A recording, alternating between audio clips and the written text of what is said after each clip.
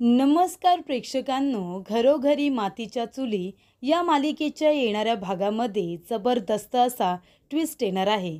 तर प्रेक्षकांनो, जानकी ऋषिकेशने आधीच DNA taste करत ऐश्वर्याचा प्लॅन फ्लॉप केलेला असतो. DNA टेस्टचा रिपोर्ट सगळ्यांच्या समोर सादर करत लताचं कारस्थानसुद्धा सगळ्यांच्या समोर आणलेलं असतं. त्याचबरोबर प्रेक्षकांनो, इथे आता सुमित्राला आणि घरातल्या सर्व लोकांना सातत्याने जानकीला आता स्वतःला सिद्ध करण्यासाठी पुरावे सादर करावे लागत असतात. आणि त्याचमुळे इथे जानकीने ऐश्वर्याच्या विरोधामध्ये खूपच मोठा असा पुरावासुद्धा सादर केलेला असतो. तर प्रेक्षकांनो, तो पुरावा काय असणार आहे आणि कशा पद्धतीने जानकी ऋषिकेश हे दोघे जण एकत्र येऊन इथे आता लताचा आणि ऐश्वर्याच्या कारस्थानाचा पर्दाफाश करणार आहेत, हे बघणं खूपच जास्त रंजकदार होणार आहे. तर येणाऱ्या भागामध्ये कशा पद्धतीने गोष्टी पुढे घडत जाणार आहेत, आपण सविस्तरपणे बघूया. तर प्रेक्षकांनो, आपण बघितलं इथे ऐश्वर्याने खूप मोठा प्लॅन केलेला असतो आणि त्या प्लॅनमध्ये ऋषिकेश आणि जानकी या दोघांना सुद्धा अडकवलेलं असतं. पण इथे आता सगळ्यात महत्त्वाची गोष्ट म्हणजे ऋषिकेशचा या गोष्टीवरती विश्वास बसलेला असतो की जी बाई त्या घरामध्ये आलेली आहे ती खरोखरच पार्वती आई आहे, असं आता ऋषिकेशला वाटायला लागलेलं असतं. आणि इथे जानकीला माहिती असतं की ती बाई लताबाई आहे, ती बाई पार्वती आई नाही आहे. त्यामुळे ती आता सातत्याने हे सत्य सगळ्यांना सांगण्याचा प्रयत्न करत असते, पण तरीसुद्धा कुणीही तिच्या बोलण्यावरती विश्वास ठेवत नाही. जानकीने हे सगळं केलं. त्या बाईला घरी आणण्याचं कारण म्हणजे नानासाहेबांच्या मनामध्ये आणि ऋषिकेशच्या मनामध्ये एकदाही ही गोष्ट सळता कामा नये की कदाचित ती बाई खरोखर पार्वती असेल तर, आणि आपणच तिला ओळखायला विसरलो असू तर. त्याच्यामुळे त्यांच्या आता मनातून हा गैरसमज कायमचा दूर करण्यासाठी जानकीने त्या बाईला घरी आणलेलं असतं आणि तिला इथे स्वतःला सिद्ध करायला सांगितलेलं असतं. पण आता जानकीचा हा चांगुलपणा नडलेला असतो. ऐश्वर्याने त्याचा फायदा घेत तिला त्या चक्रव्यूहमध्ये पूर्णपणे अडकवलेलं असतं. त्यानंतर जानकी सातत्याने सगळ्यांना ओरडून ओरडून सांगत असते की ती बाई पार्वती आई नाही आहे. तरीसुद्धा ऋषिकेश विश्वास ठेवत नाही आणि सुमित्रा म्हणत असते की त्या बाईने तसे पुरावे दिलेत की ती या घरची पार्वती आहे म्हणून.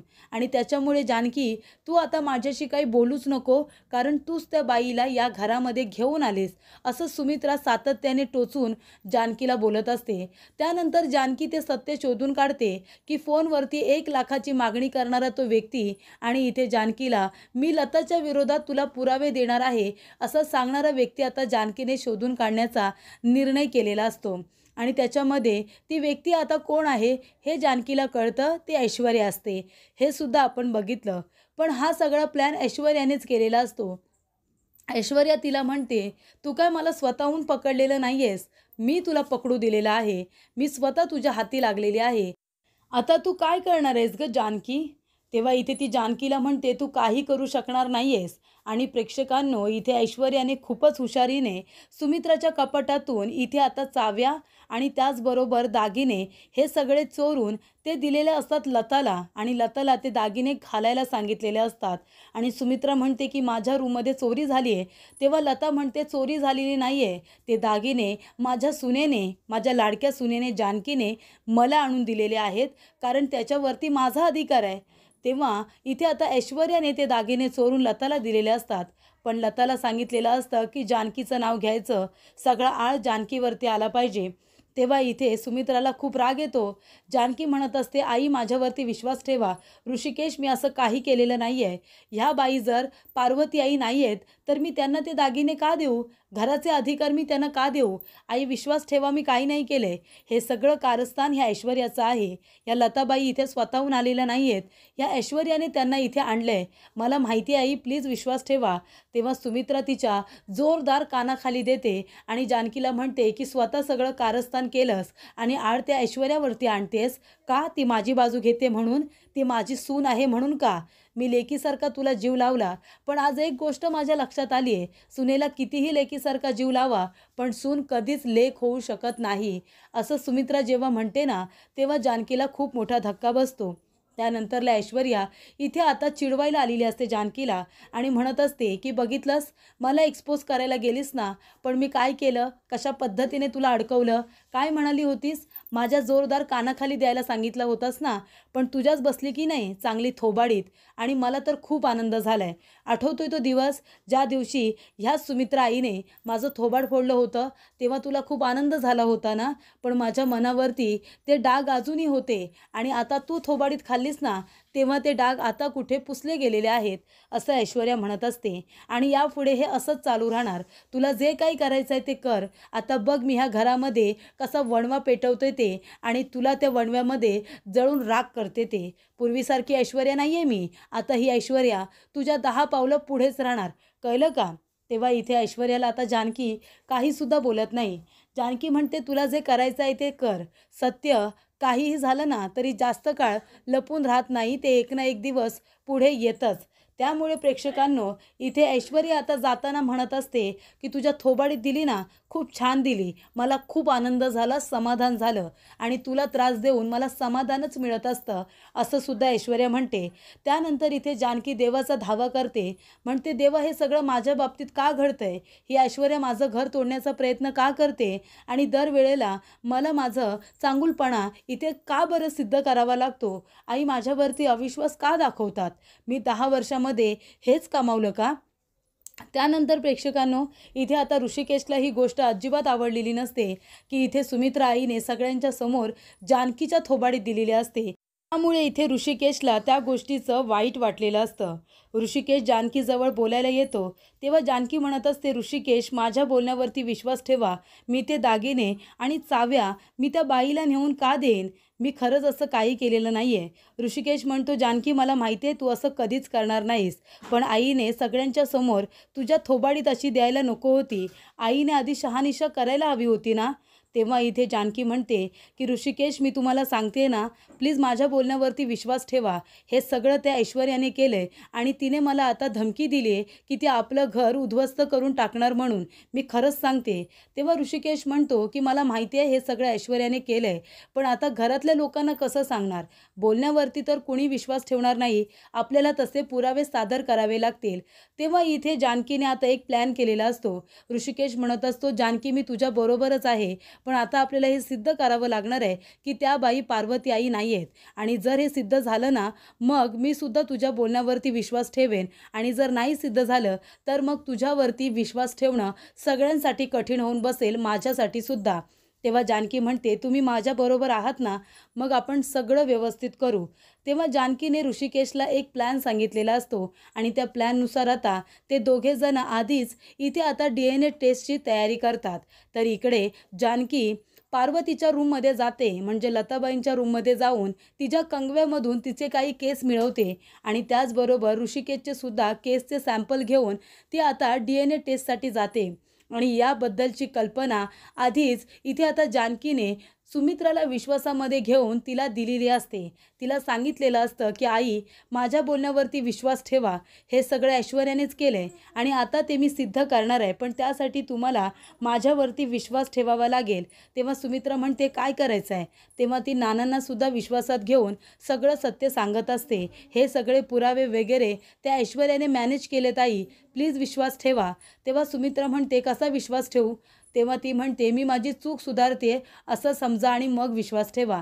ती म्हणते की हे बघा आई, आता त्या बाईने जे काही पुरावे सादर केले ते वरवरचे आहेत, पण मला माहिती आहे त्या आपल्या पार्वती आई नाही आहेत. जर त्या पार्वती आई असतील तर त्यांचा आणि आपल्या ऋषिकेशचा DNA हा मॅच झाला पाहिजे, बरोबर की नाही? त्यामुळे मी आधीच DNA टेस्टसाठी सॅम्पल दिलेले आहेत आणि तो रिपोर्टसुद्धा येईल. त्यानंतरला आपल्याला एक नाटक करायचं आहे, पण त्याच्यामध्ये तुम्हाला माझी साथ द्यावी लागणार आहे. तेव्हा तिने सुमित्राला आधीच आपल्या प्लॅनबद्दल सगळं सत्य सांगितलेलं असतं. त्यानंतर प्रेक्षकांनो, सगळ्या गोष्टी त्यांच्या प्लॅननुसार आता घडणार असतात. इथे आता सारंग म्हणत असतो की हे सगळं आहे ना या जानकी वहिनीमुळे झालं. काय गरज होती त्या बाईला या घरामध्ये घेऊन यायची? ती तर पार्वती नाही आहे, आम्हाला आधीपासूनच माहिती आहे, पण तरीसुद्धा त्यांनी असे पुरावे सादर केले की त्या पार्वती आईच आहेत.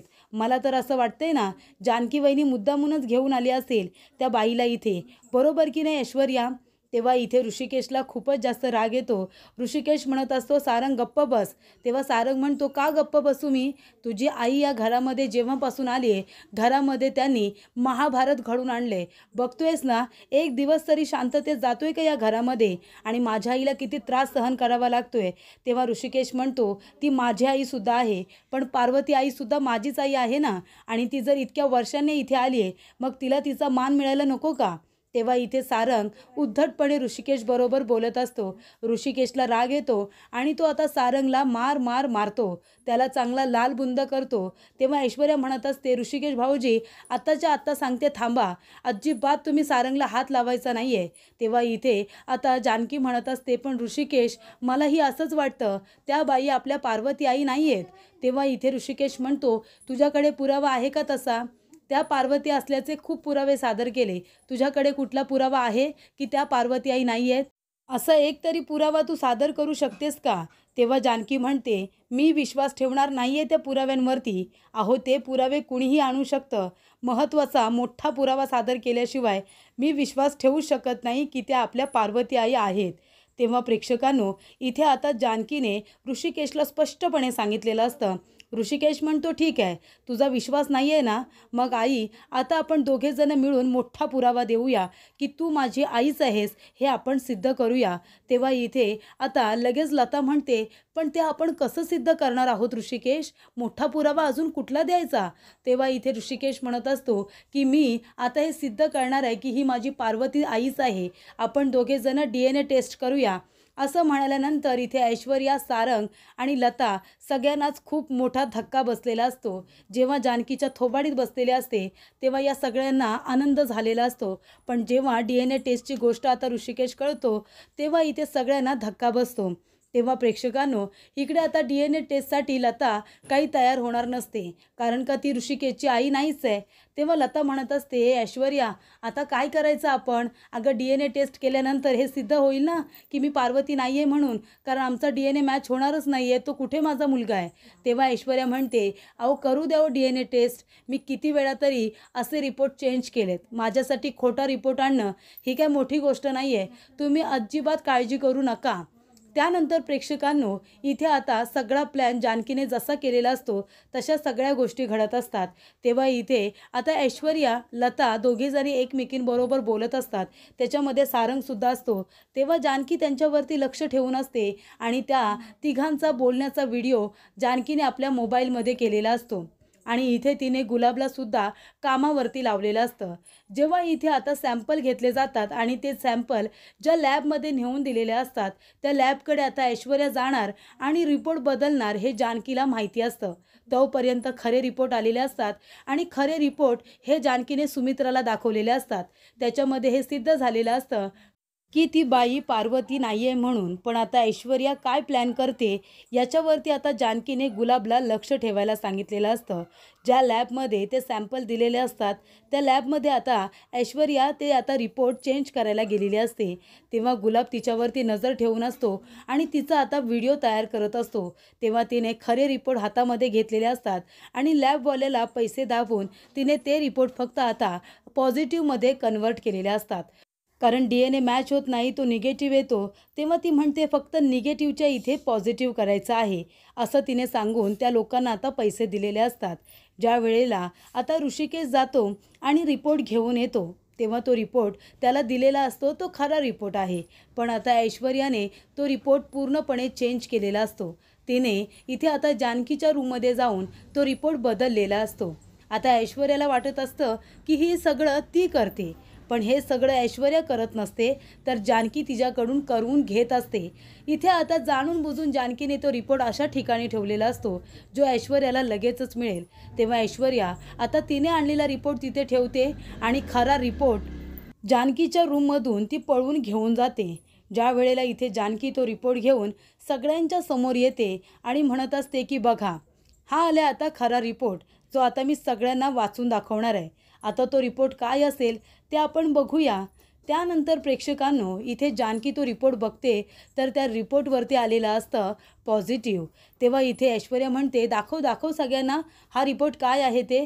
तेव्हा ती म्हणते, बघा आई बघा, अहो याचा अर्थ ही बाई पार्वतीच आहे, DNA सुद्धा मॅच झाला आहे दोघांचा. तेव्हा प्रेक्षकांनो इथे आता जानकीला खूप मोठा धक्का बसला आहे असं ती नाटक करत असते. पण प्रेक्षकांनो ज्या वेळेला इथे आता ऐश्वर्या सुमित्राला म्हणते की बघितलंत नाही DNA मॅच झाला आहे, तेव्हा सुमित्रा तिच्या जोरदार कानाखाली देते आणि म्हणते की DNA मॅच झालेला नाहीच आहे. मला आधीपासूनच माहिती आहे खरा रिपोर्ट काय आहे, कारण जानकीने DNA टेस्ट आधीच करून ठेवली होती आणि ते रिपोर्टसुद्धा मला दाखवले होते आणि ते सुद्धा खरे रिपोर्ट. तेव्हा प्रेक्षकांनो जानकी म्हणते, आणि आई तो रिपोर्ट आणि हा रिपोर्ट तुम्ही बघा, त्याच्यामध्ये जे काही लिखाण टिपण आहे ना सगळं सारखंच आहे. तुम्ही जर बघाल तर ह्याच्यामध्ये सुद्धा सगळं तेच लिहिलं, जी टेस्ट करण्यात आले तेच सगळं लिहिलं आहे आणि ह्याच्यामध्ये सुद्धा सेम तसंच सगळं लिहिलेलं आहे आणि फक्त खाली इथे निगेटिव्ह आहे आणि इथे पॉझिटिव्ह आहे. जर हा रिपोर्ट सारखाच आहे, दोन्ही रिपोर्ट सारखेच आहेत, मग इथे एका बाजूला निगेटिव्ह आणि इथे पॉझिटिव्ह आलं कसं? तर जो मी रिपोर्ट घेऊन आले तो आधीचा रिपोर्ट बघा, तो नेगेटिव्हच आहे आणि त्यानंतरला इथे मुद्दामून ऋषिकेशने आणलेला रिपोर्ट जो इथे आता ऐश्वर्या बदलायला आली होती, तो रिपोर्ट तिने बदलला आणि तिथे खोटा रिपोर्ट आणून ठेवला.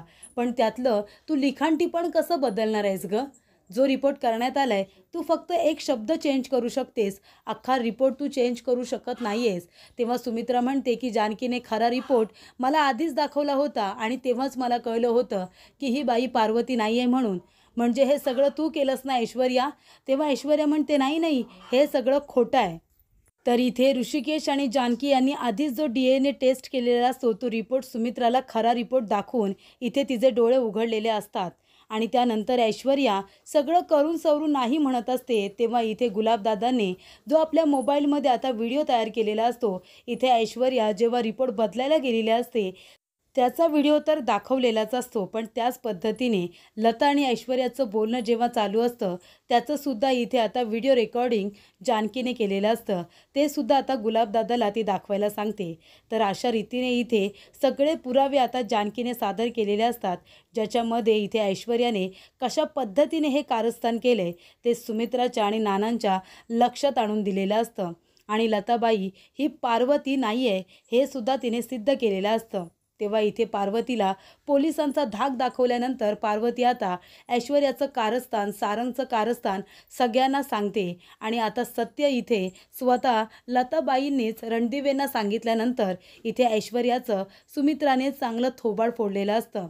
तेव्हा जानकी म्हणते, बघितलंस, तुझ्या चुकीमुळे आईने माझ्यावरती हात उगारला होता, माझी काही चूक नसताना तरी तुला इतका आनंद झाला होता, पण तुझी चुकी आहे ऐश्वर्या आणि प्रत्येक वेळेला तुझी चुकी होती म्हणून तू थोबाडीत खाल्ली होतीस, असं आता जानकी ऐश्वर्याला सगळ्यांसमोर सुनावते आणि इथे तिचा कारस्थान सगळ्यांच्या समोर आणते आणि त्याचबरोबर लताचं सत्यसुद्धा. तेव्हा इथे प्रेक्षकांनो आता जानकीने स्वतःला निर्दोष सिद्ध करत इथे त्याचे पुरावेसुद्धा सादर केलेले असतात. तेव्हा हे सगळे रणदिवे जानकीच्या बोलण्यावरती पुन्हा एकदा विश्वास ठेवतात आणि लताची कायमस्वरूपी हकलपट्टी करतात.